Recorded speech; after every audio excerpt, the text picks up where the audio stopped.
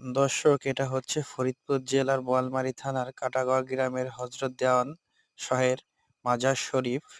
এখানের খাদেম চাচা ওনার মাজার শরীফের দরজাটা খুলে দিচ্ছে আপনাদের দেখানোর স্বার্থে। এটা হচ্ছে দেওয়ান শাহের মাজার শরীফ। উনি এখানে শায়িত আছেন, দেখতে পাচ্ছেন।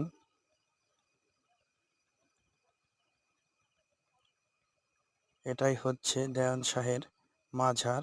এটা কাটাগড় গ্রামে অবস্থিত। দেওয়ান শাহের মাজার শরীফ। খাদেম চাচা আমাদের দরজাটা খুলে দেখার সুবিধা করে দিল। এখানে ভক্তবৃন্দ এসে থাকেন, সেই ঘরগুলো দেখা যাচ্ছে। পুকুর পাড়ে সিঁড়ি, আর এই যে সুবিশাল এক বটগাছ। এই বটগাছের অনেক ইতিহাস আছে।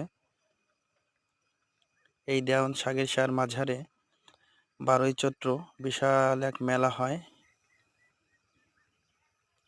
দেখেন কি সুবিশাল এক বটগাছ দেখা যাচ্ছে, সামনে পুকুর। এখানে বিভিন্ন লোক বিভিন্নভাবে মানত করে গোসল করে থাকে। এই পাশ দিয়ে সম্ভবত পুরুষরা গোসল করে থাকে।